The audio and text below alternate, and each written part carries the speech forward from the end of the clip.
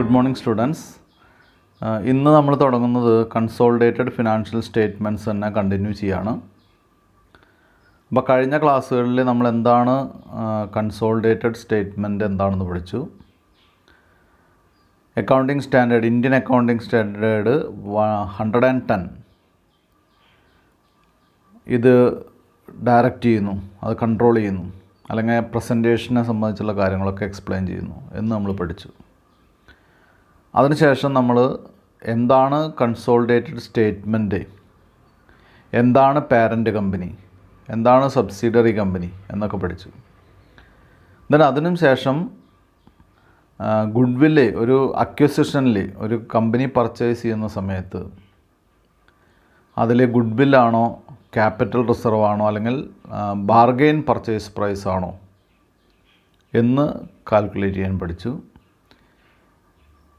Post acquisition profit എന്താണെന്ന് പഠിച്ചു. അതിൻ്റെ അഡ്ജസ്റ്റ്മെൻ്റ് ഒന്നും പഠിച്ചിട്ടില്ല.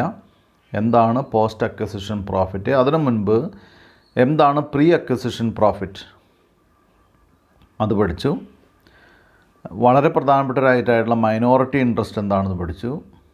മൈനോറിറ്റി ഇൻട്രസ്റ്റ് കാൽക്കുലേറ്റ് ചെയ്യാനുള്ള കാണാനുള്ള ക്വസ്റ്റ്യൻ നമ്മൾ ഡിസ്കസ് ചെയ്തു. എക്സാമ്പിൾ ക്വസ്റ്റ്യൻസ് ആണ് ഈ ചാപ്റ്ററിലെല്ലാം തന്നെ. അതുകൊണ്ടാണ് നമ്മൾ ക്വസ്റ്റ്യൻസ് എക്സാമിനേഷൻ ചോദിക്കുമെങ്കിലും ഇത്തരം ക്വസ്റ്റ്യൻസ് 4 മാർക്കിൻ്റെ ചിലപ്പോൾ ചോദിക്കാം. പക്ഷെ അത് വളരെ ഈസി ആയിട്ട് കാൽക്കുലേറ്റ് ചെയ്യാൻ പറ്റുമെന്നുള്ള കാരണം കൊണ്ടാണ് അങ്ങനെ ചെയ്യുന്നത്. അപ്പോൾ മൈനോറിറ്റി ഇൻട്രസ്റ്റ് നമ്മൾ കാൽക്കുലേറ്റ് ചെയ്യാൻ പഠിച്ചു. ദെൻ അതിന് ശേഷം ഗുഡ്വിൽ ഓർ ക്യാപിറ്റൽ റിസർവ് അല്ലെങ്കിൽ goodwill or bargain purchase price, ഇതൊക്കെ കഴിഞ്ഞ ക്ലാസ്സിൽ നമ്മൾ ഡിസ്കസ് ചെയ്തതാണ്. കുറച്ച് ക്വസ്റ്റ്യൻസ് എക്സാമ്പിൾ ക്വസ്റ്റ്യൻസും വർക്ക് ചെയ്തു. ഈ ക്ലാസ്സിൽ measurement of goodwill or bargain purchase price when there is no non controlling interest. അപ്പോൾ കഴിഞ്ഞ ക്ലാസ്സുകളിൽ നമ്മൾ പഠിച്ചത് ക്യാപിറ്റൽ റിസർവ് ഓർ ഗുഡ്വിൽ അല്ലെങ്കിൽ goodwill or capital reserve calculation നമ്മൾ പഠിച്ചു. പക്ഷെ അവിടെ മൈനോറിറ്റി ഇൻട്രസ്റ്റ് ഉള്ള ക്വസ്റ്റ്യൻസ് ആയിരുന്നു. ഈ ക്വസ്റ്റ്യനിൽ ഇനി വരാൻ പോകുന്ന ടോപ്പിക്കിൽ നമ്മൾ പറയുന്നത് എന്താണെന്ന് വെച്ചാൽ ഗുഡ്വിൽ ഓർ ക്യാപിറ്റൽ റിസർവ് ആണ് നമ്മൾ കാൽക്കുലേറ്റ് ചെയ്യുന്നത്. പക്ഷെ അവിടെ എന്തില്ല, നോൺ കൺട്രോളിങ് ഇൻട്രസ്റ്റ് അല്ലെങ്കിൽ മൈനോറിറ്റി ഇൻട്രസ്റ്റ് ഇല്ലാത്തൊരു ക്വസ്റ്റ്യൻ.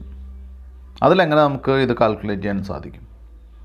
അപ്പോൾ മൈനോറിറ്റി ഇൻട്രസ്റ്റ് ഇല്ലാത്ത ക്വസ്റ്റ്യൻ എന്ന് പറയുമ്പോൾ അല്ലെങ്കിൽ ഇല്ലാത്ത സമയം എന്ന് പറയുമ്പോൾ നമ്മൾ ശ്രദ്ധിക്കേണ്ട കാര്യം എന്താണെന്ന് വെച്ചാൽ, ഒരു ബിസിനസ് അക്വയർ ചെയ്യുമ്പോൾ, for example X limited Y limited എന്ന് പറയുന്ന കമ്പനിയുടെ 60% പർച്ചേസ് ചെയ്യണം, 60% ഷെയർസ് പർച്ചേസ് ചെയ്യണം.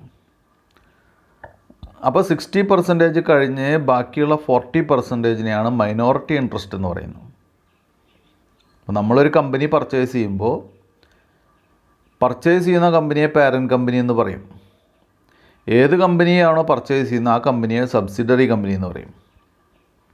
അപ്പോൾ നമ്മുടെ എക്സാമ്പിളിൽ എക്സ് ലിമിറ്റഡ് വൈ ലിമിറ്റഡിനെ പർച്ചേസ് ചെയ്യണം. അപ്പോൾ എക്സ് ലിമിറ്റഡ് പാരൻറ്റ് കമ്പനിയും വൈ ലിമിറ്റഡ് സബ്സിഡറി കമ്പനിയാണ്. അപ്പോൾ എക്സ് ലിമിറ്റഡ് പർച്ചേസ് ചെയ്യുന്നത്, പാരൻറ്റ് കമ്പനി പർച്ചേസ് ചെയ്യുന്നത് സബ്സിഡറി കമ്പനിയുടെ 60% ഷെയർസാണ്. അപ്പോൾ ബാക്കിയുള്ള 40% ഷെയർസാണ് എന്തെന്ന് പറയുന്നത്, മൈനോറിറ്റി ഇൻട്രസ്റ്റ് എന്ന് പറയുന്നത്.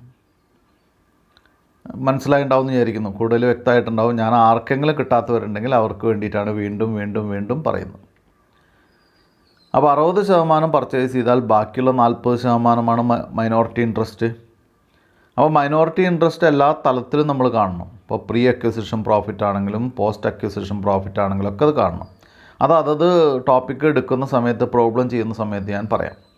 ഇവിടെ നമ്മൾ അടുത്ത ഘട്ടം എന്ന് പറയുന്നത്, എക്സ് ലിമിറ്റഡ് എന്ന് പറയുന്ന കമ്പനി വൈ ലിമിറ്റഡ് പർച്ചേസ് ചെയ്യുമ്പോൾ 60%, 100%, 100% പർച്ചേസ് ചെയ്യുന്നു. അപ്പോൾ പിന്നെ അവിടെ എന്തില്ല, മൈനോറിറ്റി ഇൻട്രസ്റ്റ് ഇല്ല. മൈനോറിറ്റി ഇൻട്രസ്റ്റ് ഉണ്ടെങ്കിൽ മാത്രമാണ് അവിടെ എന്ത് കാണേണ്ട ആവശ്യമുള്ളൂ, മൈനോറിറ്റി ഇൻട്രസ്റ്റിന് നമ്മൾ കാൽക്കുലേഷൻ നടത്തേണ്ട കാര്യമുള്ളൂ.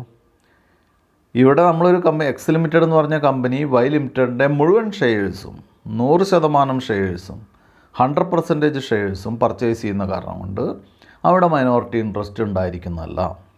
അത്തരം ക്വസ്റ്റ്യനിൽ എങ്ങനെ നമുക്ക് ഈ good will or capital reserve കാണാൻ സാധിക്കും എന്നുള്ളതാണ് അടുത്ത ഒരു ഹെഡ് എന്ന് പറയുന്നത്.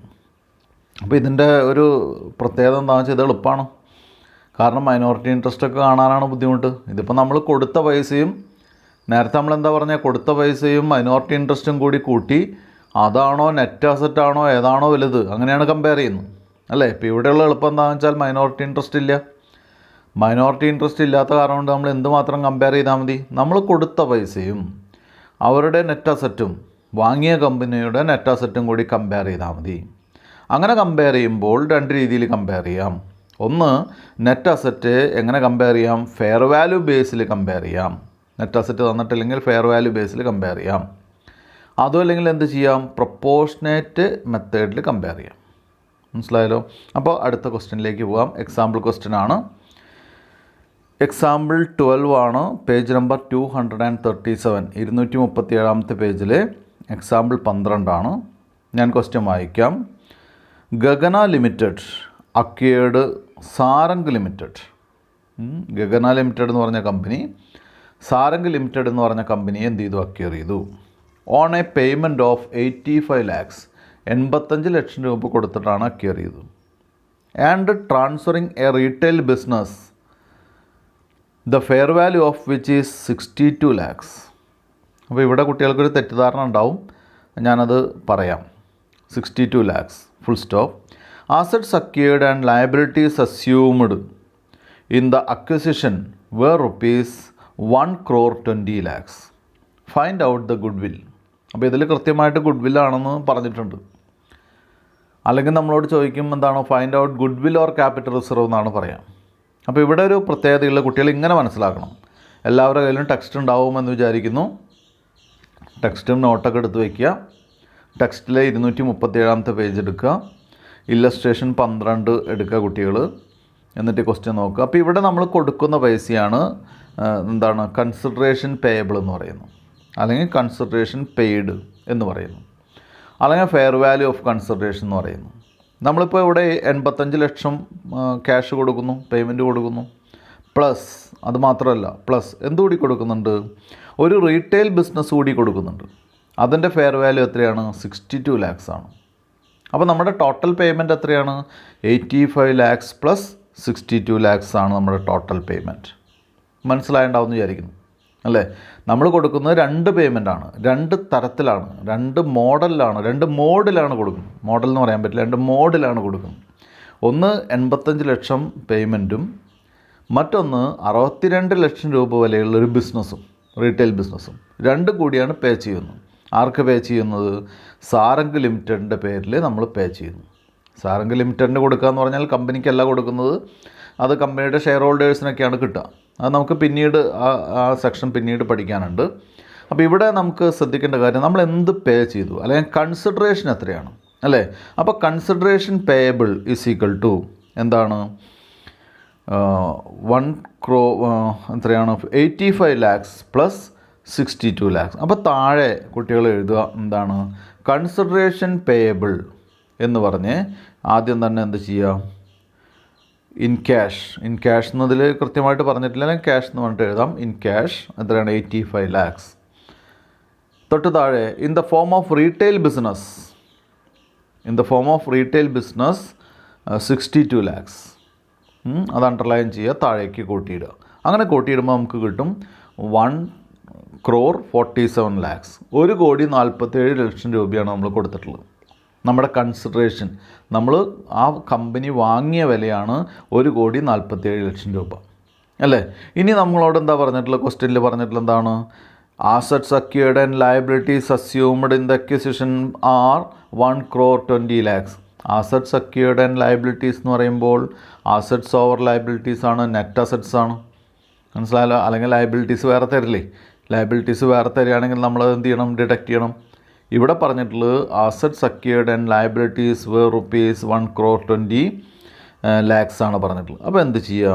Fair value of net identifiable asset, നമുക്ക് തന്നിട്ടുള്ള ഐഡൻറ്റിഫയബിൾ അസറ്റ് എന്ന് പറയുന്നത് നമുക്ക് തന്നിട്ടുള്ള അസറ്റുകളുടെ, നമ്മൾ കണ്ടുപിടിച്ചിട്ടുള്ള അസറ്റുകളുടെ വില എന്ന് പറയുന്നത് 1,20,00,000 ഈ 1,20,00,000 രൂപയുടെ അസറ്റാണ് നമുക്ക് കിട്ടുന്നത്. നമ്മൾ കൊടുക്കുന്ന എമൗണ്ട് എത്രയാണ്? 1,47,00,000 രൂപയാണ്. അപ്പോൾ നമുക്ക് നഷ്ടമാണ്, അല്ലെങ്കിൽ നമ്മൾ ഓവർ പേയ്മെൻറ്റ് കൊടുക്കും. അങ്ങനത്തെ അവസ്ഥയിലാണ് ആ ബാലൻസ് എമൗണ്ടിന് നമ്മൾ എന്തായിട്ട് പറയുന്നത്? ഗുഡ് വിൽ എന്ന് പറയുന്നത്. മനസ്സിലായല്ലോ? അപ്പോൾ നമുക്ക് റിസീവ് ചെയ്യുന്ന നെറ്റ് അസറ്റ് എന്ന് പറയുന്ന എമൗണ്ടിനേക്കാൾ കൂടുതലാണ് നമ്മുടെ കൺസിഡറേഷൻ പേയബിൾ എങ്കിൽ അതിനെയാണ് എന്തായിട്ട് പറയുന്നത്? ആ അവസ്ഥേനെയാണ് എന്തായിട്ട് പറയുന്നത്? അല്ലെങ്കിൽ ബാലൻസിങ് ഫിഗറിനെ നമ്മൾ എന്തായിട്ട് പറയുന്നു? ഗുഡ് വിൽ എന്ന് പറയുന്നു. അപ്പോൾ ഇവിടെ 1,47,00,000 ആദ്യം കൺസിഡറേഷൻ പേയബിൾ. ഇതിനെന്ത് ചെയ്യുന്നു? തൊട്ട് താഴെ fair value of net identifiable asset എത്രയാണ്? 1,20,00,000 ആണ്. അത് നമ്മൾ അഡ്ജസ്റ്റ് ചെയ്യുമ്പോൾ എന്താണ് അതിൻ്റെ റിസൾട്ട് വരുന്ന 27 lakhs എന്ന് പറയുന്നതാണ് ഇവിടുത്തെ ഗുഡ് വിൽ. മനസ്സിലായില്ല? അപ്പോൾ ഇവിടെ ഈ ക്വസ്റ്റിൻ്റെ പ്രത്യേകത എന്താണെന്ന് വെച്ചാൽ ഇവിടെ മൈനോറിറ്റി ഇൻട്രസ്റ്റ് ഇല്ല. ഇവിടെ 100% എന്താണ്? 100% നമ്മുടെ ഇൻവെസ്റ്റ്മെൻറ്റാണ്. അപ്പോൾ കുട്ടികളിവിടെ ചില കുട്ടികൾക്കൊരു സംശയം ഉണ്ടാവും. റീറ്റെയിൽ ബിസിനസ് ട്രാൻസ്ഫർ ചെയ്തു എന്ന് പറയുമ്പോൾ അവർക്കൊരു സംശയം ഉണ്ടാവും. സംശയം വേണ്ട. നമ്മൾ എന്ത് ചെയ്യുന്നു? ഒരു പ്രോഡക്റ്റ് വാങ്ങുമ്പോൾ അതിനെ 2 രീതിയിൽ പേയ്മെൻറ്റ് കൊടുക്കുന്നു, 2 മോഡിൽ കൊടുക്കുന്നു. ഒന്ന് ക്യാഷായിട്ട് കൊടുക്കുന്നു, മറ്റൊന്ന് എന്താണ്? ഒരു ബിസിനസ് തന്നെ കൊടുക്കുന്നു. ആ രീതിയിൽ അതിനെ കണ്ടാൽ മതി കേട്ടോ. ഇനി നമുക്ക് അടുത്ത ക്വസ്റ്റ്യനിലേക്ക് പോവാം. കുട്ടികൾ ടെക്സ്റ്റിൻ്റെ പേജ് നമ്പർ 238 എടുക്കുക, 238 എടുക്കുക. എക്സാമ്പിൾ 13 ഒന്ന് വായിച്ച് നോക്കുക. ഞാൻ വായിക്കുന്നതിനോടൊപ്പം തന്നെ കുട്ടികൾ വായിക്കുക. Shruti limited acquired Rishi limited on a payment of 65 lakhs. 65 ലക്ഷം രൂപ കൊടുത്തിട്ട് ശ്രുതി ലിമിറ്റഡ് എന്ന് പറഞ്ഞ കമ്പനി ഋഷി ലിമിറ്റഡ് എന്ന് പറയുന്ന കമ്പനിയെ അക്വയർ ചെയ്തു. അപ്പോൾ ഇവിടെ ശ്രുതി ലിമിറ്റഡാണ് പാരൻറ്റ് കമ്പനി, ഋഷി ലിമിറ്റഡാണ് എന്ത്? സബ്സിഡറി കമ്പനി. ഇനി പറയുന്നത് the value of net identifiable asset acquired is 80 lakhs. Net identifiable അസറ്റിൻ്റെ വാല്യൂ തന്നിട്ടുണ്ട് 80 ലക്ഷമാണ്.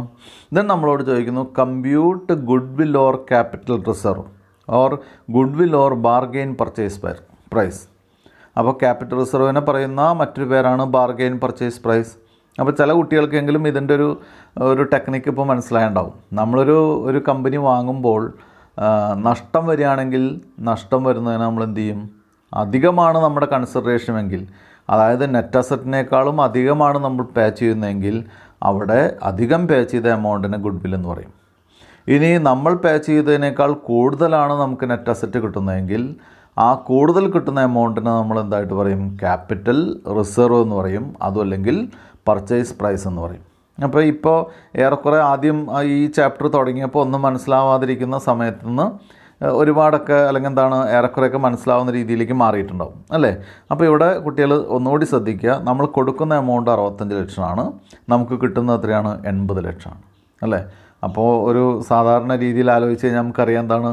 നമുക്ക് പ്രോഫിറ്റാണ് അല്ലേ? ഇനി നമുക്ക് നോക്കാം, നമുക്ക് എഴുതാം. ഇനിയും അറിയാത്തവർ എന്ത് ചെയ്യുക? താഴെ എഴുതുക. എന്താണ് വാല്യൂ ഓഫ് കൺസിഡറേഷൻ? ഇതിൽ ടെക്സ്റ്റിൽ ഫെയർ വാല്യൂ എന്ന് എഴുതിയിട്ടുണ്ട്. ഫെയർ വാല്യൂ എന്ന് എഴുതിയോണ്ട് കുഴപ്പമില്ല, അല്ലെങ്കിൽ ഫെയർ വാല്യൂവിന് എഴുതണമെന്ന് നിർബന്ധമില്ല. Value of consideration paid or payable അല്ലേ? ചിലപ്പോൾ പെയ്ഡ് ആയിരിക്കും, ചിലപ്പോൾ പേയബിൾ ആയിരിക്കും. എന്തോ ആയിക്കോട്ടെ, പെയ്ഡ് എന്ന് കൊടുക്കാം, പേയബിൾ എന്ന് കൊടുക്കാം, എന്തായാലും കുഴപ്പമില്ല. 65 ലക്ഷം അവിടെ എഴുതി വയ്ക്കാം. തൊട്ട് താഴെ fair value of net identifiable asset. Net identifiable asset എത്രയാണ്? 80 lakhs, 80 ലക്ഷം അല്ലേ? അപ്പോൾ നമ്മൾ കൊടുത്തിട്ടുള്ള കൺസിഡറേഷൻ നമുക്ക് കിട്ടിയിട്ടുള്ള അല്ലെങ്കിൽ കമ്പനിക്ക് ഏറ്റെടുക്കുന്ന പാരൻറ്റ് കമ്പനിക്ക് കിട്ടിയിട്ടുള്ള അസറ്റിനേക്കാൾ കുറവാണ്. അതായത് ഇവിടെ പ്രോഫിറ്റാണ് അല്ലേ? അപ്പോൾ ഇവിടെ എന്താണ്? Gain on bargain purchase. Gain on bargain purchase എന്ന് പറയുന്ന അങ്ങനെ ഒരു ടേമാണ്. അതന്നെ എഴുതുന്ന നിർബന്ധമില്ല, ക്യാപിറ്റൽ റിസർവ് എന്ന് എഴുതിയാൽ മതി. That is 15 lakhs. 15 ലക്ഷം രൂപ നമുക്ക് പ്രോഫിറ്റാണ്. അപ്പോൾ പ്രോഫിറ്റ് വന്നപ്പോൾ നമ്മൾ എന്ത് ചെയ്തു? പ്രോഫിറ്റ് വന്നപ്പോഴാണ് നമ്മൾ ക്യാപിറ്റൽ റിസർവ് എന്ന് എഴുതിയത്. ലോസ് വരികയാണെങ്കിൽ നമ്മൾ എന്ത് എഴുതും? ഗുഡ് വിൽ എന്ന് എഴുതും കേട്ടോ. ഇപ്പോൾ ഏറെക്കുറെ എല്ലാവർക്കും മനസ്സിലായിട്ടുണ്ടാവും. അപ്പോൾ അതാണ് ഞാൻ നേരത്തെ പറഞ്ഞത്. ഈ ചാപ്റ്റർ ഇതുവരെ പഠിച്ചതിൽ നിന്ന് കുട്ടികൾക്ക് ആദ്യത്തെ ടോപ്പിക്കിൽ വളരെ ബുദ്ധിമുട്ടായിട്ടുള്ള കുറച്ച് ടേമുകൾ ഞാൻ പറയാം. ഒന്ന് കൺസോളിഡേറ്റഡ് ബാലൻസ് ഷീറ്റ് എന്താണെന്ന് പറഞ്ഞപ്പോൾ മനസ്സിലാക്കാൻ കുറച്ച് ബുദ്ധിമുട്ടുണ്ടാവും. അതിനാണ് നമ്മൾ വേറെ രീതിയിൽ പറഞ്ഞത്. കൺസോളിഡേറ്റഡ് ബാലൻസ് ഷീറ്റ് എന്ന് പറയുന്നത് ഒരു ഗ്രൂപ്പ് കമ്പനീസ്, പാരൻറ്റ് കമ്പനിയും സബ്സിഡറി കമ്പനിയൊക്കെ ഉള്ള ഒരു ഗ്രൂപ്പ് കമ്പനീസ് അല്ലെങ്കിൽ ഒന്നിലധികം കമ്പനീസ്. അവരെന്ത് ചെയ്യുന്നു? പാരൻറ്റും സബ്സിഡറിയും ആണെങ്കിൽ അവർ ഒന്നിച്ച് കൺസോളിഡേറ്റ് ചെയ്തിട്ടുള്ളൊരു റിപ്പോർട്ട് വേണം സബ്മിറ്റ് ചെയ്യാൻ. അതിനെയാണ്, അല്ലെങ്കിൽ ഒന്നിച്ചുള്ള ഫിനാൻഷ്യൽ സ്റ്റേറ്റ്മെൻറ്റിനെയാണ് എന്തായിട്ട് പറയുന്നത്? കൺസോളിഡേറ്റഡ് ഫിനാൻഷ്യൽ സ്റ്റേറ്റ്മെൻറ്റ്സ് എന്ന് പറയുന്നത്. 2, അക്വിസിഷൻ നടത്തുന്ന കമ്പനി ആരാണോ, ഏത് കമ്പനിയാണോ അക്വയർ ചെയ്യുന്നത് ആ കമ്പനിയെ നമ്മൾ എന്തായിട്ട് പറയുന്നു? പാരൻറ്റ് കമ്പനി എന്ന് പറയുന്നു. ഏത് കമ്പനിയെയാണോ നമ്മൾ അക്വയർ ചെയ്യുന്നത് ആ കമ്പനിയെ നമ്മൾ എന്തായിട്ട് പറയും? സബ്സിഡറി കമ്പനീസ് എന്ന് പറയും. അപ്പോൾ അത് കഴിഞ്ഞു. ഇനി നമ്മൾ പറയുന്ന 2 ടേമാണ് post acquisition and pre acquisition profit. ഇപ്പോൾ നമ്മൾ ഫോർ എക്സാമ്പിൾ ജൂലൈയിലാണ് നമ്മളൊരു കമ്പനി വാങ്ങിയത്. അപ്പോൾ ജൂലൈയുടെ ഡേറ്റിന് മുൻപുള്ള സമയത്തിന് നമുക്ക് എന്തായിട്ട് പറയാം? പ്രീ അക്വിസിഷൻ പ്രോഫിറ്റ് എന്ന് പറയാം. അതായത് നമ്മൾ വാങ്ങുന്ന ഡേറ്റിന് മുൻപുള്ള സമയത്തെ പ്രോഫിറ്റിന് pre acquisition profit. Pre acquisition എന്ന് പറഞ്ഞാൽ പേരിൽ നിന്ന് തന്നെ അറിയാലോ, അക്വിസിഷൻ നടക്കുന്നതിന് മുൻപുള്ള പ്രോഫിറ്റ്. ഇനി അതിന് ശേഷമുള്ളതോ, ആ ശേഷമുള്ള വാങ്ങിയ ഡേറ്റിന്, അക്വയർ ചെയ്യുന്ന ഡേറ്റിന് ശേഷമുള്ള പ്രോഫിറ്റിനെ എന്തായിട്ട് പറയാം? പോസ്റ്റ് അക്വിസിഷൻ പ്രോഫിറ്റ് എന്ന് പറയാം. അതും കുട്ടികൾക്ക് ആദ്യം പറഞ്ഞപ്പോൾ ഒരു ബുദ്ധിമുട്ടായിട്ട് തോന്നിയിട്ടുണ്ടാവും. പിന്നീട് നമ്മൾ പഠിക്കുന്ന ടോപ്പിക് എന്ന് പറയുന്നത് എന്താണ്? മൈനോറിറ്റി ഇൻട്രസ്റ്റ് ആണ്. മൈനോറിറ്റി ഇൻട്രസ്റ്റ് ഇപ്പം ഞാൻ ഈ ക്ലാസ്സിൽ തന്നെ പറഞ്ഞു. എന്താണ്? നമ്മളൊരു കമ്പനി അക്വയർ ചെയ്യുമ്പോൾ എന്താണ് 60% അക്വയർ ചെയ്ത് കഴിഞ്ഞാൽ ബാക്കിയുള്ള പെർസെൻറ്റേജിനെയാണ് മൈനോറിറ്റി ഇൻട്രസ്റ്റ് അല്ലെങ്കിൽ നോൺ കൺട്രോളിങ് ഇൻട്രസ്റ്റ് എന്ന് പറയുന്നത്. അവർക്ക് കൺട്രോളിങ് പവർ ഇല്ല. അവർക്ക് എന്താണ്? പകുതിയിലധികം ഷെയർ നമ്മുടെ കയ്യിലാണ്. ബാക്കിയുള്ള ഷെയർ എന്ന് പറഞ്ഞാൽ അവർക്ക് എന്തില്ല? കൺട്രോളിങ് പവർ ഇല്ല. അതുകൊണ്ടാണ് അതിനെ NCI എന്ന് പറയുന്നത്, നോൺ കൺട്രോളിങ് ഇൻട്രസ്റ്റ് എന്ന് പറയുന്നു, അല്ലെങ്കിൽ മൈനോറിറ്റി ഇൻട്രസ്റ്റ് എന്ന് പറയുന്നു. അപ്പോൾ മൈനോറിറ്റി ഇൻട്രസ്റ്റ് എത്രയാണെങ്കിൽ അതും നമ്മൾ പഠിച്ചു. ഇനി എന്താണ്? ഇപ്പോൾ ലാസ്റ്റ് ടേമിലാണ് ഗുഡ് വില്ലാണോ ക്യാപിറ്റൽ റിസർവ് ആണോ എന്നൊക്കെ നമ്മൾ പഠിച്ചത്. അതും കാൽക്കുലേറ്റ് ചെയ്യാൻ ഏറെക്കുറെ പഠിച്ചു. എങ്കിൽ നമുക്ക് 1-2 ക്വസ്റ്റ്യൻ കൂടി ഇവിടെ വർക്ക് ചെയ്യാം. അപ്പോൾ ഇവിടെ ലാസ്റ്റ് നമ്മൾ പഠിച്ച സെക്ഷൻ എന്ന് പറയുന്നത് മൈനോറിറ്റി ഇൻട്രസ്റ്റ് ഇല്ലാത്തൊരു ക്വസ്റ്റ്യൻ എങ്ങനെ കാണാമെന്നുള്ളതാണ് കേട്ടോ. അടുത്ത ക്വസ്റ്റ്യൻ നമുക്ക് നോക്കാം. പേജ് നമ്പർ 238 ഈ സെക്ഷൻ തന്നെ വേണമെന്നില്ല, വേറെ സെക്ഷൻ ആയിരിക്കാം കേട്ടോ. 238 എക്സാമ്പിൾ 14 ആണ് അടുത്ത ക്വസ്റ്റ്യൻ എന്ന് പറയുന്നത്. ആ ക്വസ്റ്റ്യൻ വായിക്കാം. രാജ ലിമിറ്റഡ്, കുട്ടികളൊപ്പം അത് ശ്രദ്ധിച്ചു പോവുക. Raja limited acquired 60% of shares of Rani limited. അപ്പോൾ രാജ ലിമിറ്റഡ് റാണി ലിമിറ്റഡിൻ്റെ 60% ഷെയർസ് അക്വയർ ചെയ്യുന്നു. അപ്പോൾ ഇവിടെ രാജ ലിമിറ്റഡ് ആണെന്ത്? രാജ ലിമിറ്റഡ് ആണ് ഇവിടുത്തെ പാരൻറ്റ് കമ്പനി. ഇവിടുത്തെ എന്താണ്? സബ്സിഡറി കമ്പനി എന്ന് പറയുന്നത് ആരാണ്?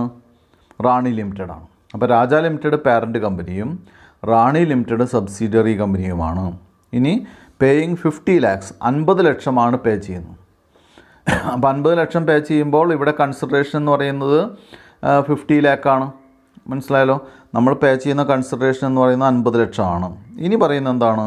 The issued capital of Rani limited is ₹1 lakh, shares of ₹100 each. Rani ലിമിറ്റഡിൻ്റെ സബ്സിഡറി കമ്പനിയുടെ ഇഷ്യൂഡ് ക്യാപിറ്റൽ എന്ന് പറയുന്നത് 1 lakh ഷെയർസാണ്. അപ്പോൾ അവിടെ ഷെയറിൻ്റെ നമ്പറാണ് തന്നിട്ടുള്ളത്. 1 lakh ഷെയർസാണ്. ഒരു ഷെയറിൻ്റെ വില എന്ന് പറയുന്നത് 100 രൂപയാണ്. Full stop. Fair value of the identifiable asset of Rani limited is ₹64 lakhs. Rani ലിമിറ്റഡിൻ്റെ ഫെയർ വാല്യൂ എന്ന് പറയുന്നത് 64 ലക്ഷം രൂപയാണ്. അസറ്റിൻ്റെ കേട്ടോ, അസറ്റിൻ്റെ ഫെയർ വാല്യൂ എന്ന് പറയുന്നത് 64 ലക്ഷം രൂപയാണ്. And that of liabilities 12 lakh. അപ്പോൾ ഇവിടെ അസറ്റ് മാത്രമാണ് 64 ലക്ഷം പറഞ്ഞിട്ടുള്ളത്, ലയബിലിറ്റി 12 ലക്ഷം പറഞ്ഞിട്ടുണ്ട്. അപ്പം നെറ്റ് അസറ്റ് എന്ന് പറയുന്നത് എന്താണ്? 64 ലക്ഷത്തിൽ നിന്ന് 12 കുറയ്ക്കണം. മനസ്സിലായോ? അപ്പോൾ ഇവിടെ സാധാരണ നമുക്ക് ഇതുവരെയുള്ള ക്വസ്റ്റ്യനിൽ നമ്മളോട് പറഞ്ഞിട്ടുള്ളത് നെറ്റ് അസറ്റ് ഡയറക്റ്റായിട്ട് തരാറാണ് പതിവ്. ഇവിടെ പറഞ്ഞിരിക്കുന്നത് എന്താണ്? 64 ലക്ഷം രൂപയാണ് അസറ്റിൻ്റെ വാല്യൂ. ദെൻ ലയബിലിറ്റീസിൻ്റെ വാല്യൂ എന്ന് പറയുന്നത് 12 lakh വേറെ ഉണ്ട്. മനസ്സിലായല്ലോ? 64 ലക്ഷം എന്ന് പറയുന്നത് നെറ്റ് അസറ്റ് അല്ല അസറ്റും, ലയബിലിറ്റീസ് എന്ന് പറയുന്നത് 12 lakh സെപ്പറേറ്റും ആണ്. ഇനി as on the date of acquisition market price per share of Rani limited is ₹70. അപ്പോൾ അടുത്തൊരു കാര്യം എന്ന് പറയുന്നത് 70 രൂപയാണ് മാർക്കറ്റ് പ്രൈസ് എന്ന് പറയുന്നത്. എന്തിൻ്റെ? ഷെയറിൻ്റെ. റാണി ലിമിറ്റഡിൻ്റെ ഷെയറിൻ്റെ മാർക്കറ്റ് പ്രൈസ് 70 രൂപയാണ്. ഇനി നമ്മളോട് പറഞ്ഞിരിക്കുന്നു find out the value of goodwill or gain on bargain purchase price and also give journal entry on acquisition of shares എന്നാണ് പറഞ്ഞിട്ടുള്ളത്. അല്ലേ? അപ്പോൾ ഇവിടെ find out the value of goodwill or gain on purchase and also give journal entries എന്ന് പറഞ്ഞിട്ടുണ്ട്.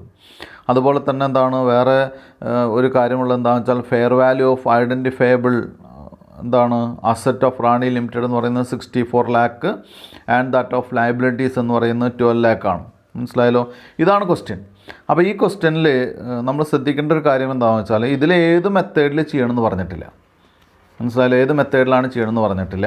അപ്പോൾ സാധാരണ ഇത്തരം ക്വസ്റ്റ്യൻ വരികയാണെങ്കിൽ ഏതെങ്കിലും ഒരു മെത്തേഡിൽ ചെയ്തിട്ട് കുട്ടികളൊരു ഫുട് നോട്ട് കൊടുത്താൽ മതി. മനസ്സിലായല്ലോ? ഏതെങ്കിലും ഒരു മെത്തേഡിൽ ചെയ്യുക, അതിന് ശേഷം എന്ത് ചെയ്യുക, ഞങ്ങൾ ചെയ്തിട്ടുള്ള മെത്തേഡ് ഇതാണ്.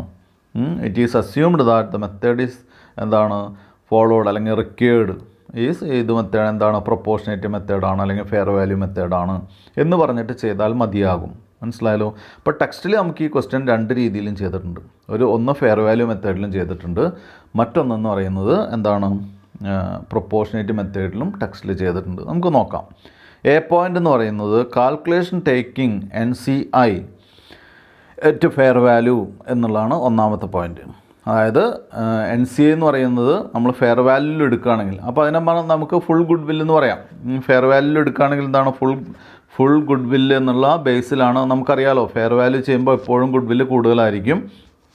അതേസമയം നമ്മൾ പ്രൊപ്പോർഷനേറ്റ് മെത്തേഡിൽ ചെയ്യുമ്പോൾ ഗുഡ് വില്ല് കുറവായിരിക്കും. അപ്പോൾ ഈ മെത്തേഡിൽ ചെയ്യുക. അപ്പോൾ എല്ലാവരും ഹെഡിങ് എഴുതുക. എന്താണ് കാൽക്കുലേഷൻ ഓഫ് അല്ലെങ്കിൽ calculation taking NCI at fair value. അതല്ലെങ്കിൽ ജസ്റ്റ് എന്തുമാത്രം എഴുതിയാൽ മതി, calculation of goodwill or capital reserve ബ്രാക്കറ്റിൽ എന്ത് ചെയ്യുക fair value method. Calculation of goodwill or capital reserve ബ്രാക്കറ്റിൽ എന്ത് ചെയ്യുക ഫെയർ വാല്യൂ മെത്തേഡ്. ഇനി ആദ്യം എഴുതി വയ്ക്കുക fair value of consideration paid, അല്ലെങ്കിൽ നമ്മൾ എന്ത് ചെയ്യുക അതിലേ മാറ്റില്ല, കൺസിഡറേഷൻ പേയബിൾ എന്ന് പറഞ്ഞ് നമ്മൾ കൊടുത്ത എമൗണ്ട് എഴുതുക 50 lakhs. മനസ്സിലായല്ലോ? ഇനി എന്ത് ചെയ്യുക, ഇനിയത്തെ ഭാഗമാണ് ശ്രദ്ധിക്കേണ്ടത്. ഇനിയാണ് നമ്മൾ മൈനോറിറ്റി ഇൻട്രസ്റ്റ് അല്ലെങ്കിൽ നോൺ കൺട്രോളിങ് ഇൻട്രസ്റ്റ് ചെയ്യുന്നത്, അല്ലേ? തൊട്ട് താഴെ minority interest or non controlling interest, അല്ലേ? അപ്പോൾ ഫെയർ വാല്യൂ ചെയ്യാണ്. ഫെയർ വാല്യൂവിലാണ് NCI കാണുന്നതെന്ന് നമ്മൾ മുകളിൽ ഹെഡിങ്ങിൽ പറഞ്ഞിട്ടുണ്ട്, അല്ലേ? അല്ലെങ്കിലും ഈ മെത്തേഡ് എന്താണ് ഫെയർ വാല്യൂ മെത്തേഡാണ്. അപ്പോൾ ഫെയർ വാല്യൂ മെത്തേഡാണെങ്കിൽ നമ്മൾ എന്ത് ചെയ്യണം, ഇതിൻ്റെ മാർക്കറ്റ് വാല്യൂ നോക്കണം. മാർക്കറ്റ് വാല്യൂ എത്രയാണ്? 70 രൂപയാണ്, അല്ലേ? ടോട്ടൽ നമ്പർ ഓഫ് ഷെയർ എത്രയാണ്? 1 lakh ഷെയർസാണ്. അപ്പോൾ ബ്രാക്കറ്റിൽ എഴുതുക എന്താണ് NCIയുടെ അല്ലെങ്കിൽ എന്താണ് മാർക്കറ്റ് പ്രൈസ് ഓഫ് അല്ലെങ്കിൽ എന്താണ് fair value of non controlling interest or minority interest എന്ന് പറഞ്ഞതിൻ്റെ ബ്രാക്കറ്റിൽ എഴുതുക 1 lakh ഇൻറ്റു ₹70. അപ്പോൾ എത്രയായി? അത് ബ്രാക്കറ്റ് ക്ലോസ് ചെയ്യുക ഇൻറ്റു 40%, അല്ലേ? അപ്പോൾ ഫെയർ വാല്യൂ എന്ന് പറയുന്നത് മാർക്കറ്റ് വാല്യൂ ആണ്. 1 ലക്ഷം ഷെയർസാണ് ആകെ ഈ സ്ഥാപനത്തിനുള്ളത്. ആ സ്ഥാപനത്തിനുള്ള 1 ലക്ഷം രൂപയുടെ 70 രൂപ വെച്ച് 1 ലക്ഷം ഷെയറിന് 70 രൂപ വെച്ച് 70 ലക്ഷം രൂപയാണ് വരിക. പക്ഷേ അതിൻ്റെ 40% മാത്രമാണ് ആർക്കുള്ളത്? മൈനോറിറ്റി ഇൻട്രസ്റ്റിനുള്ളത്. അപ്പോൾ എന്ത് ചെയ്യുക 1 lakh ഇൻറ്റു ₹70 അത് ബ്രാക്കറ്റ് ചെയ്യുക ഇൻറ്റു എന്ത് ചെയ്യുക 40/100 40% കാണുക. ആ 40% കണ്ടത് അവിടേക്ക് എഴുതുക 50 ലക്ഷത്തിൻ്റെ താഴേക്ക് എടുത്ത് എഴുതുക. നമുക്ക് ടോട്ടൽ കിട്ടുക 78 ലക്ഷം. ടോട്ടൽ വാല്യൂ എന്ന് പറയുന്നത് 78 ലക്ഷമാണ്. ഇനി എന്ത് ചെയ്യുക fair value of net assets. Fair value of net asset നമുക്ക് തന്നിട്ടുണ്ട് എത്രയാണ്? 64 ലക്ഷമാണ് അസറ്റ് തന്നിട്ടുള്ള. ലയബിലിറ്റി എത്രയാണ്? 12 ലക്ഷമാണ്. അപ്പോൾ എന്ത് ചെയ്യുക fair value of net asset എന്ന് പറഞ്ഞ് ബ്രാക്കറ്റിൽ 64 lakhs മൈനസ് 12 lakhs 62 ലക്ഷത്തിൽ നിന്ന് 12 ലക്ഷം കുറയ്ക്കുക. അപ്പോൾ കിട്ടുന്നത് എത്രയാണ്? 52 ലക്ഷമാണ്. അതാണ് നമ്മുടെ ഫെയർ വാല്യൂ എന്ന് പറയുന്നത്. അപ്പോൾ 78 നമ്മൾ കൊടുത്തത്. നമുക്ക് അവൈലബിൾ ആയിട്ടുള്ള എത്രയാണ്? 52. അപ്പോൾ the difference between is treated as good will, അല്ലേ? താഴെ ആ ബാലൻസ് വരുന്ന എമൗണ്ട് എന്ന് പറയുന്നത് 26 lakh ആണ്. 26 ലക്ഷം രൂപയാണ്. 26 ലക്ഷം രൂപ നമ്മൾ എന്തായിട്ട് ട്രീറ്റ് ചെയ്യണം? ഗുഡ് വില്ലായിട്ട് ട്രീറ്റ് ചെയ്യണം. മനസ്സിലായല്ലോ? കുട്ടികൾക്ക് ഏറെക്കുറെ മനസ്സിലായിട്ടുണ്ടാവും എന്ന് വിചാരിക്കുന്നു കേട്ടോ. ഇനി എന്ത് ചെയ്യുക? ജേണൽ എൻട്രീസ് പ്രിപ്പയർ ചെയ്യണം. അപ്പോൾ ഹെഡിങ് കൊടുക്കുക journal entries in the books of അല്ലെങ്കിൽ journal entries on acquisition of shares. ഞാൻ എപ്പോഴും പറഞ്ഞിട്ടുണ്ട് ഡെബിറ്റിലാണ് നമുക്ക് ബാലൻസിങ് ഫിഗർ വരുന്നതെങ്കിൽ ഗുഡ് വില്ലാണ്. ഞാൻ ക്രെഡിറ്റ് കോളത്തിലാണ് വരുന്നതെങ്കിൽ ക്യാപിറ്റൽ റിസർവ് ആണ്. മനസ്സിലായല്ലോ? അത് പ്രത്യേകം കുട്ടികൾ ശ്രദ്ധിക്കണം. ഇനി ജേണൽ എൻട്രി എഴുതുക. ജേണൽ എൻട്രി എഴുതുമ്പോൾ നമ്മൾ ആദ്യം ചെയ്യേണ്ടത് എന്താണെന്ന് വെച്ചാൽ നമുക്ക് കിട്ടുന്നതാണ് ആദ്യം എഴുതേണ്ടത്. അറിയാലോ, നമ്മളിപ്പോൾ ഒരു പെന്ന് മേടിക്കുകയാണെങ്കിൽ എന്തായിരിക്കും journal entry? Pen account at to cash. Pencil മേടിക്കുകയാണെങ്കിൽ pencil account at to cash. പെന്നെ വിൽക്കുകയാണെങ്കിൽ cash account at to pen അല്ലേ. ഇവിടെ ഇപ്പോൾ നമുക്ക് കിട്ടുന്നത് എന്താ? നമുക്ക് കിട്ടുന്ന അസറ്റാണ്, ഐഡൻറ്റിഫയബിൾ അസറ്റാണ് അല്ലേ. അപ്പോൾ ആദ്യം തന്നെ എഴുതുക എന്താണ്? Identifiable net asset 52 lakhs. Net അസറ്റാണ് എഴുതുക. അതായത് ലയബിലിറ്റിയും മുൻപ് അങ്ങനത്തെ ഒരു സിസ്റ്റം ഉണ്ടായിരുന്നു. അസറ്റ് എഴുതി ലയബിലിറ്റീസ് അപ്പുറത്ത് എഴുതി ക്രെഡിറ്റ് സൈഡിൽ എഴുതി കുറയ്ക്കുന്നൊരു സിസ്റ്റമൊക്കെ ഉണ്ടായിരുന്നു. പക്ഷെ ഇപ്പം അങ്ങനെയല്ല. IFRS ഇംപ്ലിമെൻറ്റ് ചെയ്തതിന് ശേഷം നമ്മൾ നെറ്റ് അസറ്റാണ് എഴുതുക. That is identifiable net asset എത്രയാണ്? 52 lakhs ഡെബിറ്റ് ചെയ്യുക, ഡെബിറ്റ് കോളം. പിന്നെ എന്ത് ചെയ്യുക? തൊട്ട് താഴെ നമ്മൾ ഓൾറെഡി ഗുഡ് വില്ല് കണ്ടുവച്ചിട്ടുള്ള കാരണം കൊണ്ട് നമുക്ക് ഗുഡ് വില്ല് എഴുതാം. ഗുഡ് വിൽ അക്കൗണ്ട് ഡെറ്റർ എത്രയാണ്? 26 lakhs, 26 ലക്ഷം. ടു നമ്മൾ കൊടുത്ത പേയ്മെൻറ്റ് ടു ക്യാഷ് എത്രയാണ്? 50 lakhs. ടു എന്താണ്? Minority interest or non controlling interest 28 lakhs.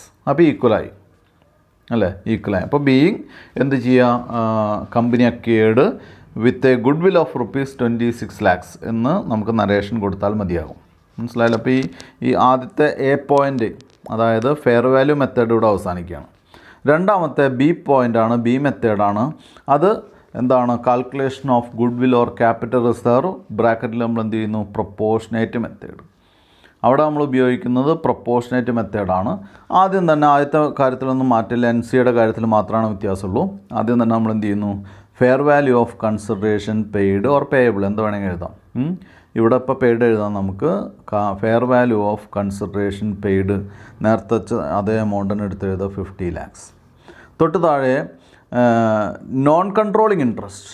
Non controlling interest എന്ന് പറയുമ്പോൾ നമ്മൾ ശ്രദ്ധിക്കേണ്ട ഒരു കാര്യം എന്ന് പറയുന്നത്, നമ്മളെപ്പോഴും നോൺ കൺട്രോളിങ് ഇൻട്രസ്റ്റ് പ്രൊപ്പോർഷനേറ്റ് മെത്തേഡാണെങ്കിൽ നമ്മുടെ എന്ത് ചെയ്യാൻ? നെറ്റ് അസറ്റിൻ്റെ മുകളിലാണ് കാണുക. ഏതിൻ്റെ മുകളിലല്ല? മാർക്കറ്റ് വാല്യൂ ഓഫ് ഷെയർസിൻ്റെ മുകളിലല്ല കാണും. ശ്രദ്ധിക്കുക. പ്രൊപ്പോർഷനേറ്റ് മെത്തേഡാണെങ്കിൽ നമ്മൾ ആക്സെപ്റ്റ് ചെയ്യുന്ന, നമ്മൾ സ്വീകരിക്കുന്ന, അല്ലെങ്കിൽ നമുക്ക് കിട്ടുന്ന പ്രൊപ്പോർഷനേറ്റ് അസറ്റിൻ്റെ മുകളിലാണ് നമ്മൾ എന്ത് കാണേണ്ടത്? നമ്മുടെ മൈനോറിറ്റി ഇൻട്രസ്റ്റ് കാണേണ്ടത്. അപ്പോൾ എന്ത് ചെയ്യുക? മൈനോറിറ്റി ഇൻട്രസ്റ്റ് എന്ന് പറഞ്ഞ് ബ്രാക്കറ്റിൽ എഴുതുക 52 lakhs ഇൻറ്റു 40/100. അപ്പോൾ എന്താണ് 52 lakhs?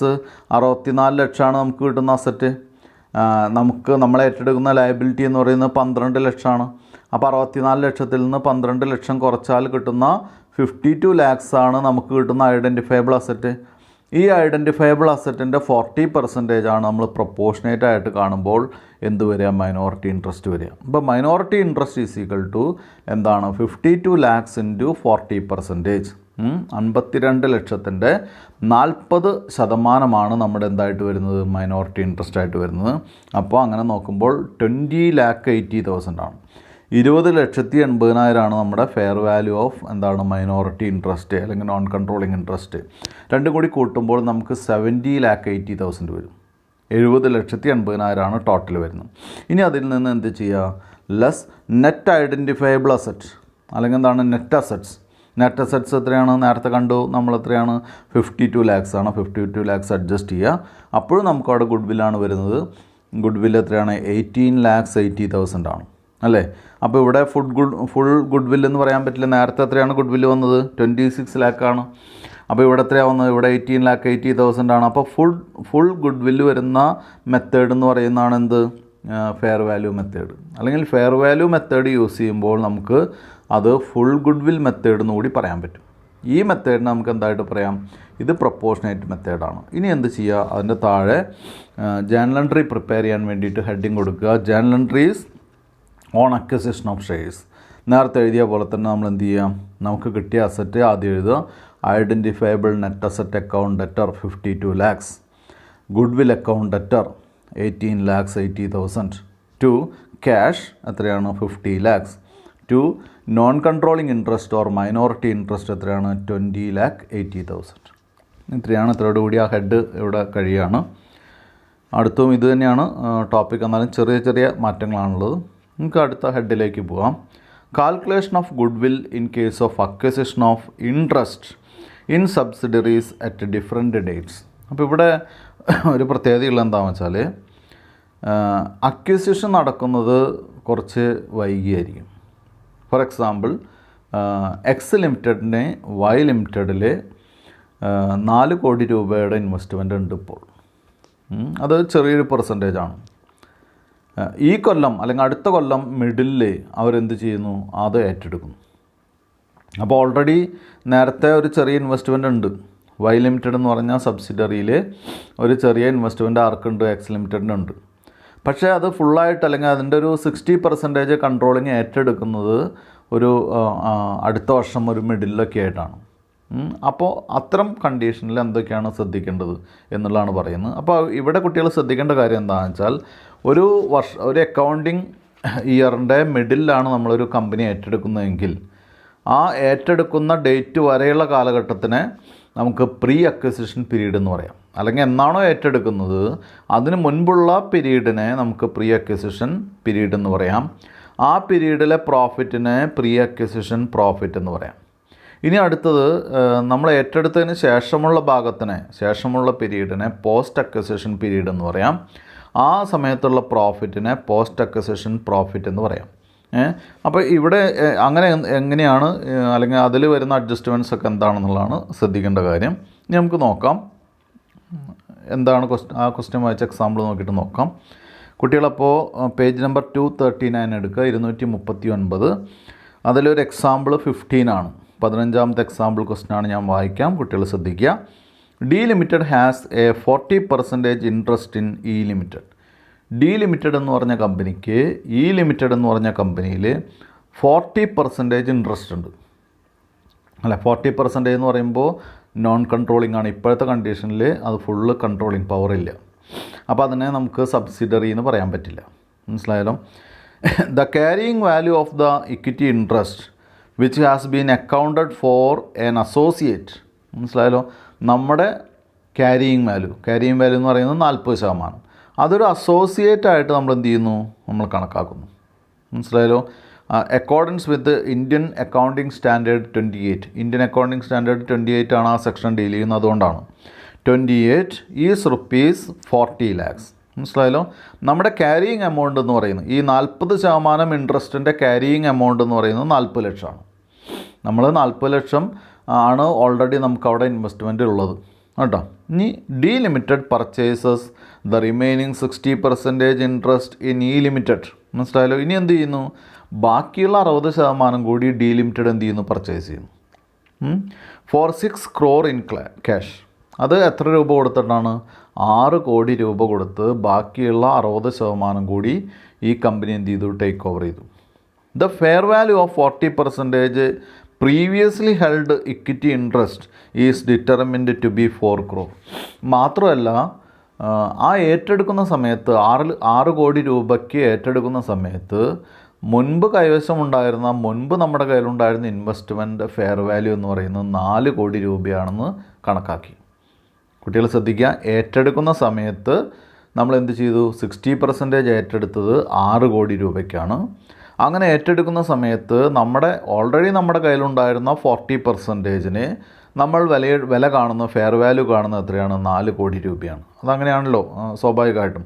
60% 6 കോടിയാണെങ്കിൽ ബാക്കിയുള്ളതിന് നമ്മളപ്പോൾ വില കാണുന്നത് എത്രയാണ്, 4 കോടിയായിരിക്കും അല്ലേ. 4 crore ആണ്. ഇനി പറയുന്നത് the net aggregate value of the identifiable asset and liabilities measured in accordance with 103.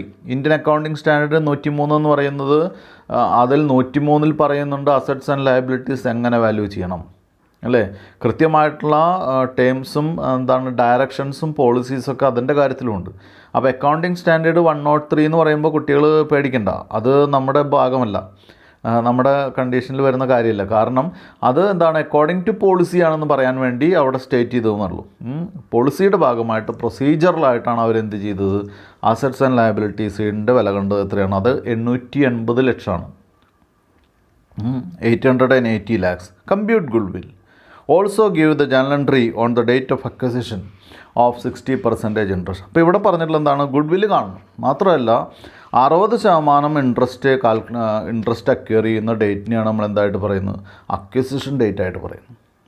വ്യക്തമായാലും കുട്ടികൾക്ക് 60% എന്നാണോ നമ്മൾ വാങ്ങുന്നത് ആ ഡേറ്റിനെയാണ് അക്വസിഷൻ ഡേറ്റ് എന്ന് പറയുക. അതിന് മുൻപുള്ള ഡേറ്റിനെ പ്രീ അക്വിസിഷൻ ഡേറ്റ് പീരീഡും അതിന് ശേഷമുള്ള പീരീഡിനെ നമ്മൾ എന്തായിട്ടും പറയും പോസ്റ്റ് അക്വിസിഷൻ പീരീഡ് എന്നും പറയും. ഇതാണ് ക്വസ്റ്റ്യൻ. ഇനി നമുക്കിത് എങ്ങനെ വർക്ക് ചെയ്യുമെന്ന് നോക്കാം. ഇത് ഒരു സാധാരണ ക്വസ്റ്റ്യൻ തന്നെയാണ്. നമുക്ക് എഴുതാം ഗുഡ് വിൽ എങ്ങനെ കാൽക്കുലേറ്റ് ചെയ്യാം. നമ്മൾ സാധാരണ ചെയ്യുന്ന പോലെ തന്നെ എന്ത് ചെയ്യുക, ഗുഡ് വിൽ അല്ലെങ്കിൽ എന്താണ് ഫെയർ വാല്യൂ ഓഫ് കൺസിഡറേഷൻ നമ്മൾ എത്രയാണ് കൊടുത്തത്, 6 കോടി രൂപയാണ് കൊടുത്തത്. അപ്പോൾ എന്ത് ചെയ്യുക, 6 crores അല്ലേ. തൊട്ട് താഴെ എന്താണ് fair value of previously held equity interest നമ്മൾ നേരത്തെ കൈവശം ഉണ്ടായിരുന്ന, അതായത് മൈനോറിറ്റി ഇൻട്രസ്റ്റ് എഴുതുന്നത് പോലെ എന്ത് ചെയ്യുക, പ്രീവിയസ്ലി എന്താണ് owned interest, previously owned interest. അപ്പോൾ എന്താ പ്രീവിയസ്ലി ഓൺഡ് ഇൻട്രസ്റ്റ് എന്ന് പറയുന്നത്, അക്വയർ ചെയ്യുന്നതിന് മുൻപ് നമ്മുടെ കയ്യിൽ എത്രയുണ്ടായിരുന്നു, 40% ഷെയർ ഹോൾഡിങ്സ് ഉണ്ടായിരുന്നു അല്ലേ. അപ്പോൾ അതിനെ ഇവിടെ എഴുതുക. അതിന് എത്ര രൂപ വിലയുണ്ടെന്ന് പറഞ്ഞു, 4 കോടി രൂപ വിലയുണ്ട്. 4 കോടി രൂപ എഴുതുക. അപ്പോൾ ടോട്ടൽ കോസ്റ്റ് എത്രയാണ്, 10 crores ആണ്, 10 കോടി രൂപയാണ് അല്ലേ. ഇനി നമുക്ക് ഐഡൻറ്റിഫൈ ചെയ്യാൻ കിട്ടിയിട്ടുള്ള അസറ്റ് 880 lakh ആണ്. അതായത് 8 crore 80 lakhs, 8 കോടി 80 ലക്ഷം. അപ്പോൾ 10 കോടിയിൽ നിന്ന് എന്ത് ചെയ്യുക, 8 കോടി 80 ലക്ഷം എഴുതി കഴിഞ്ഞാൽ നമുക്കറിയാം നമ്മൾ കൊടുത്ത മൂല്യം അല്ലെങ്കിൽ total value of the business is എത്രയാണ്, 10 crores. Then receipt of net identifiable asset is equal to 8 crore 80 lakhs. അപ്പോൾ ഡിഫറൻസിനെ നമുക്ക് എന്തായിട്ട് പറയാം, ഗുഡ് വില്ലാണ്. ഗുഡ് വില്ല് എത്രയാണ്, ഗുഡ് വില്ല് 1 crore 20 lakhs ആണ്. 1 കോടി 20 ലക്ഷമാണ് നമ്മുടെ എന്തെന്ന് പറയുന്നത്, ഗുഡ് വില്ലെന്ന് പറയുന്നത്. കുട്ടികൾക്ക് മനസ്സിലായിട്ടുണ്ടാവും എന്ന് വിചാരിക്കുന്നു. നമ്മളിപ്പോൾ ഇവിടെ മുൻപത്തെ ഹോൾഡിങ്ങിനെ മൈനോറിറ്റി ഇൻട്രസ്റ്റ് പോലെയാണ് കണക്കാക്കിയത്. മനസ്സിലായല്ലോ. നേരത്തെ ഹോൾഡിങ്ങിന് നമ്മൾ എന്ത് ചെയ്തു, മൈനോറിറ്റി ഇൻട്രസ്റ്റ് പോലെയല്ല, നേരത്തെ ഹോൾഡിങ്ങിന് നമ്മൾ എന്ത് ചെയ്തു, പ്രീവിയസ്ലി ഓൺഡ് ഹോൾഡിംഗ് എന്ന് പറഞ്ഞിട്ട് നമ്മൾ എന്ത് ചെയ്തു, അതിനെ വേറെ സെപ്പറേറ്റ് ആയിട്ടാണ് കാൽക്കുലേറ്റ് ചെയ്തത്. അപ്പോൾ ഇവിടെ പഠിക്കേണ്ട ഏറ്റവും പ്രധാനപ്പെട്ട പോയിൻ്റ് എന്ന് പറയുന്നത്, നമ്മൾ അക്വിസിഷൻ നടക്കുന്ന ഡേറ്റിനെയാണ് നമ്മൾ എന്തായിട്ട് കണക്കാക്കുന്നത്, കാൽക്കുലേഷൻ ഓഫ് ഗുഡ് വിൽ എന്നുള്ള പോയിന്റിൽ കണക്കാക്കുന്നു. അക്വിസിഷൻ നടത്തുന്ന ഡേറ്റിലാണ് നമുക്ക് ഗുഡ് വില്ലോ ക്യാപിറ്റൽ റിസർവോ നമ്മൾ എന്ത് ചെയ്യേണ്ടത്, കാണേണ്ടത്. ഇനി ജേർണൽ എൻട്രി എഴുതുകയാണ്. ജേർണൽ എൻട്രി എഴുതുമെന്ന് പറയുമ്പോൾ എന്താണ് ജേർണൽ എൻട്രി എഴുതുക, journal entry on the date of acquisition. Journal entry on the date of acquisition എന്ന് പറയുന്നത് എത്രയാണ് ഡേറ്റ്, 60% ഓഫ് കൺട്രോളിങ് ഇൻട്രസ്റ്റ്. ഏത് ഡേറ്റിലാണ് പറയാം, ആ ഡേറ്റ് അറിയാൻ വേണ്ടിയിട്ടാണ് നമ്മൾ എഴുതിയത് എന്താണ്, journal entry on the date of acquisition എന്ന് എഴുതിയത് അല്ലേ. ഇനി എന്ത് ചെയ്യാം, നെറ്റ് ഐഡൻറ്റിഫയബിൾ അസറ്റ് നമുക്ക് കിട്ടിയിട്ടുള്ള അസറ്റ് എത്രയാണ്, 8 crore 80 lakhs, 8 കോടി 80 ലക്ഷം. Goodwill account debtor 1 crore 20 lakhs, 1 കോടി 20 ലക്ഷം. ടു ക്യാഷ് എന്താണ് 6 crore. ടു അസോസിയേറ്റ് ഇൻട്രസ്റ്റ്, മനസ്സിലായ, ശ്രദ്ധിക്കുക കുട്ടികൾ. നമ്മുടെ മുൻപത്തെ ഇൻട്രസ്റ്റിന് നമ്മൾ എന്താ പറഞ്ഞത്, അസോസിയേറ്റ് ഇൻട്രസ്റ്റ്. അവിടെ മൈനോറിറ്റി ഇൻട്രസ്റ്റ് പോലെ കണക്കാക്കുന്നതാണ്, പക്ഷേ എന്തെഴുതുന്നു, അസോസിയേറ്റ് ഇൻട്രസ്റ്റ്. നമ്മൾ നേരത്തെ നമ്മുടെ ഇൻട്രസ്റ്റ് അല്ലെങ്കിൽ നേരത്തെ നമ്മുടെ ഹോൾഡിങ്ങിനെ നമ്മൾ എന്ത് ചെയ്യുന്നു, അസോസിയേറ്റ് ഇൻട്രസ്റ്റ് എന്നുള്ള പേരിൽ മാറ്റിവെക്കുന്നു. വീണ്ടും to gain on equity interest അല്ലേ. To gain on equity interest എന്ന് പറയുന്നത് എത്രയാണ്, 3 crore 60 lakhs ആണ്, 3 കോടി 60 ലക്ഷം. അതായത് to gain on equity interest എന്ന് പറയുന്നത് എന്താണെന്ന് വെച്ചാൽ, നമ്മൾ 40 ലക്ഷം രൂപയാണ് നമ്മുടെ ഇൻവെസ്റ്റ്മെൻറ്റിൻ്റെ വാല്യൂ ഉണ്ടായിരുന്നത്. പക്ഷേ ഇപ്പം നമ്മൾ എന്ത് കണക്കാക്കി, അതിനെ 4 കോടി രൂപയായിട്ട് കണക്കാക്കി അല്ലേ. അപ്പോൾ 4 കോടി രൂപയായിട്ട് ഇപ്പോൾ കണക്കാക്കുമ്പോൾ ആ എക്സസ് വന്ന എമൗണ്ടിനെ റീവാലുവേഷൻ പ്രോഫിറ്റ് പോലെയാണ് നമ്മൾ കണക്കാക്കുന്നത്. പക്ഷേ ഇവിടെ എന്ത് ചെയ്യുന്നു, ഇവിടെ അത് ക്യാപിറ്റൽ പ്രോഫിറ്റ് ആയതുകൊണ്ട് ക്യാപിറ്റൽ റിസർവിലേക്ക് മാറ്റുകയാണ്. That is gain on equity interest or capital reserve എന്തെഴുതിയാലും കുഴപ്പമില്ല. അപ്പോൾ ഇവിടെ 2 അഡ്ജസ്റ്റ്മെൻറ്റ് ഒരുപോലെ വരുന്നു, ഗുഡ് വില്ലും വരുന്നു, അതേസമയം നേരത്തെ നമ്മുടെ കൈവശം ഉണ്ടായിരുന്ന എന്താണ് അസോസിയേറ്റ് ഇൻട്രസ്റ്റും നമ്മുടെ ടേക്ക് ഓവർ ചെയ്യുന്ന സമയത്തെ വാല്യൂവും തമ്മിലുള്ള ഡിഫറൻസിനെ അതൊരു പ്രീ അക്വിസിഷൻ പ്രോഫിറ്റ് ആയതുകൊണ്ട് തന്നെ അതിനെ നമ്മൾ എന്തായിട്ട് പറയുന്നു, അതിനെ നമ്മൾ ക്യാപിറ്റൽ റിസർവ് ആയിട്ട് അല്ലെങ്കിൽ എന്താണ് ഗെയിൻ ഓൺ ഇക്വിറ്റി ഇൻട്രസ്റ്റ് ആയിട്ട് ട്രാൻസ്ഫർ ചെയ്യുന്നു. ഇതൊരു പ്രധാനപ്പെട്ട അഡ്ജസ്റ്റ്മെൻ്റ് ആണ്. ഈ 3,60,000 എന്ന് പറയുന്നത് കുട്ടികൾ നന്നായിട്ട് ശ്രദ്ധിച്ച് പഠിക്കുക കേട്ടോ. ഇത്രയാണ് ഈ ക്വസ്റ്റ്യനിൽ നമുക്ക് പറയാനുള്ളത്. അടുത്തത് profit or loss of subsidiary companies. നേരത്തെ പറഞ്ഞ ടോപ്പിക് തന്നെയാണ്, നേരത്തെ നമ്മൾ ഡിസ്കസ് ചെയ്ത ഒരു ടോപ്പിക്കുമായിട്ട് ബന്ധമുള്ള ടോപ്പിക്കാണ്. അതായത് profit or loss of subsidiary companies എന്ന് പറഞ്ഞാൽ നമ്മൾ കൺസോളിഡേറ്റ് ചെയ്ത ദിവസം മുതൽക്കുള്ള പ്രോഫിറ്റ് എന്ന് പറയുന്നത് നമ്മുടെ പ്രോഫിറ്റാണ്. അല്ലെങ്കിൽ നമ്മൾ പറഞ്ഞ എന്താണ്, കൺസോളിഡേറ്റഡ് ബിസിനസ് സ്റ്റേറ്റ്മെൻറ്റ്സിൽ സബ്സിഡിയറി കമ്പനീസിൻ്റെയും അതുപോലെ തന്നെ പാരൻറ്റ് കമ്പനീസിൻ്റെയും ഇൻകം, എക്സ്പെൻഡിച്ചർ, അസറ്റ്സ്, ലയബിലിറ്റീസ് എല്ലാം കൂടി കമ്പൈൻ ചെയ്ത് ഒന്നിച്ച് കാണിക്കണം അല്ലേ. അപ്പോൾ സബ്സിഡിയറി കമ്പനിയുടെ പ്രോഫിറ്റ് ആഫ്റ്റർ ദ അക്വിസിഷൻ എന്ന് പറയുന്നത് നമ്മുടെ പ്രോഫിറ്റാണ്. നമ്മുടെ പ്രോഫിറ്റ് എന്ന് പറഞ്ഞാൽ പാരൻറ്റ് കമ്പനിയുടെ പ്രോഫിറ്റാണ്, അല്ലെങ്കിൽ ആ ഗ്രൂപ്പിൻ്റെ ഒന്നിച്ചുള്ള പ്രോഫിറ്റാണ് അല്ലേ. അപ്പോൾ ഇതൊരു വലിയ കാര്യമാണ്, നമ്മൾ ഡിസ്കസ് ചെയ്യേണ്ട ഒരു മാറ്ററാണ്. അതായത് പ്രോഫിറ്റ് ആൻഡ് ലോസ് എങ്ങനെ കണ്ടുപിടിക്കും, അല്ലെങ്കിൽ പ്രോഫിറ്റ് ആൻഡ് ലോസ് എങ്ങനെയാണ് നമ്മൾ ഡിവൈഡ് ചെയ്യുക. അപ്പോൾ ഇവിടെ കൃത്യമായിട്ട് ശ്രദ്ധിക്കേണ്ട കാര്യം എന്താണെന്ന് വെച്ചാൽ, നമ്മൾ അക്വയർ ചെയ്യുന്ന ഡേറ്റിന് മുൻപുള്ള പ്രോഫിറ്റിനെ പ്രീ അക്വിസിഷൻ പ്രോഫിറ്റ് എന്ന് പറയും. അക്വയർ ചെയ്തതിന് ശേഷമുള്ള പ്രോഫിറ്റിനെ പോസ്റ്റ് അക്വിസിഷൻ പ്രോഫിറ്റ് എന്ന് പറയും. അപ്പോൾ അക്വയർ ചെയ്ത ഡേറ്റിന് മുൻപുള്ള പ്രോഫിറ്റ് എന്ന് പറയുന്നത് നമ്മുടെ ഭാഗം എന്ന് പറയുന്നത് നമ്മുടെ ക്യാപിറ്റൽ പ്രോഫിറ്റാണ്. ഇന്ന് കുട്ടികൾക്ക് പെട്ടെന്നാണ്ട് മനസ്സിലായി എന്ന് വരില്ല, നമുക്ക് ക്വസ്റ്റ്യൻ ചെയ്യുമ്പോൾ മനസ്സിലാവും, എങ്കിലും നമുക്ക് ചെറുതായിട്ടൊന്ന് മനസ്സിലാക്കുന്ന രീതിയിൽ പറയാം. ഇപ്പോൾ നമ്മൾ എക്സ് ലിമിറ്റഡ് എന്ന് പറഞ്ഞ കമ്പനി വൈ ലിമിറ്റഡ് പർച്ചേസ് ചെയ്യുന്നത് ജൂണിലാണ്, അല്ലെങ്കിൽ ജൂലൈയിലാണ്. അപ്പോൾ ജൂലൈ 1-ാം തീയതി പർച്ചേസ് ചെയ്യുമ്പോൾ നമുക്കറിയാം നമുക്കുള്ള മാസങ്ങളെന്ന് പറയുന്നത് ഏപ്രിൽ, മെയ്, ജൂൺ, 3 മാസം കഴിഞ്ഞ് ജൂലൈ 1-ാം തീയതിയാണ് പർച്ചേസ് ചെയ്യുന്നത്. അപ്പോൾ ജൂലൈ 1-ാം തീയതി വരെയുള്ള, അല്ലെങ്കിൽ ഏപ്രിൽ, മെയ്, ജൂൺ, ഈ 3 മാസത്തെ പ്രോഫിറ്റ്, ഈ 3 മാസത്തെ പ്രോഫിറ്റ് എന്ന് പറയുന്നത് പ്രീ അക്വിസിഷൻ പ്രോഫിറ്റാണ്. അതിൻ്റെ നമ്മുടെ ഭാഗം എന്ന് പറയുന്നത് നമ്മൾ അക്വയർ ചെയ്യുന്ന 70% വിചാരിക്കാം. അപ്പോൾ 30% മൈനോറിറ്റി ഇൻട്രസ്റ്റ് ആണ്. അപ്പോൾ ഈ പ്രോഫിറ്റിൻ്റെ 70% നമുക്കുള്ളതാണ്, നമ്മളത് ക്യാപിറ്റൽ റിസർവായിട്ട് മാറ്റുന്നു. അതിന് ശേഷമുള്ള പ്രോഫിറ്റ് നമ്മുടെ പ്രോഫിറ്റാണ്, അത് നമ്മൾ എന്ത് ചെയ്യുന്നു. അപ്പം ജൂലൈക്ക് ശേഷം, ജൂലൈ 1-ാം തീയതിക്ക് ശേഷമുള്ള പ്രോഫിറ്റ് നമുക്കറിയാലോ, അത് നമ്മുടെ പ്രോഫിറ്റായിട്ട് കമ്പൈൻഡായിട്ട് നമ്മുടെ കൺസോളിഡേറ്റഡ് സ്റ്റേറ്റ്മെൻറ്റിൽ കാണിക്കേണ്ട പ്രോഫിറ്റാണ്. ഇനിയും ചില കുട്ടികൾക്ക് മനസ്സിലായിട്ടുണ്ടാവില്ല, അപ്പോൾ അവർക്ക് അടുത്ത ക്വസ്റ്റ്യൻ നമ്മൾ വായിക്കുമ്പോൾ കൃത്യമായിട്ട്, എക്സാമ്പിൾ വായിക്കുമ്പോൾ കൃത്യമായിട്ട് മനസ്സിലാവും. എക്സാമ്പിൾ നമ്പർ 16 ആണ്, പേജ് നമ്പർ 240, പേജ് നമ്പർ 240. ഇവിടെ ഞാൻ സ്ലൈഡ്സ് പ്രിപ്പയർ ചെയ്യാത്ത ചെറിയ ക്വസ്റ്റ്യൻ ആയതുകൊണ്ടാണ് കേട്ടോ. പെട്ടെന്ന് നമുക്ക് പറഞ്ഞു പോകുമ്പോൾ കുട്ടികൾ ടെക്സ്റ്റ് വെച്ച് നോക്കിയാൽ പെട്ടെന്ന് മനസ്സിലാവും, അത് കാരണം കൊണ്ടാണ് ചെയ്യാത്തത്. കുട്ടികൾ ശ്രദ്ധിക്കുക. പേജ് നമ്പർ 240 ഇല്ലസ്ട്രേഷൻ 16 ആണ് ക്വസ്റ്റ്യൻ. അതിൽ ഞാൻ ക്വസ്റ്റ്യൻ വായിക്കാം, കുട്ടികൾ ശ്രദ്ധിക്കുക. J limited acquired 70% of the equity shares of Hi limited. J limited Hi ലിമിറ്റഡിൻ്റെ 70% ഷെയർസ് വാങ്ങിയ ഡേറ്റ് എന്ന് പറയുന്നത് 1/4/2017 ആണ്.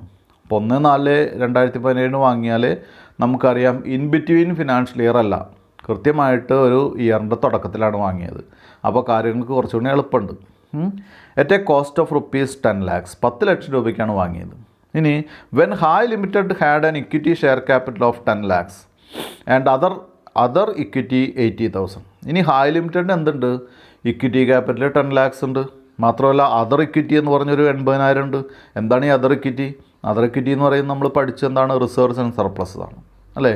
അപ്പോൾ 10 ലക്ഷം രൂപ ഹായ് ലിമിറ്റഡിന് ഇക്വിറ്റി ക്യാപിറ്റലുണ്ട്. അതർ ഇക്വിറ്റി എന്ന് പറഞ്ഞ് ഒരു 80,000 രൂപയുണ്ട്. ഇതുള്ള സാഹചര്യത്തിലാണ് നമ്മൾ എന്ത് ചെയ്തത്? 70% എത്ര രൂപ കൊടുത്ത് വാങ്ങിയത്? 10 ലക്ഷം രൂപ കൊടുത്ത് വാങ്ങിയത്. ഇനി അടുത്ത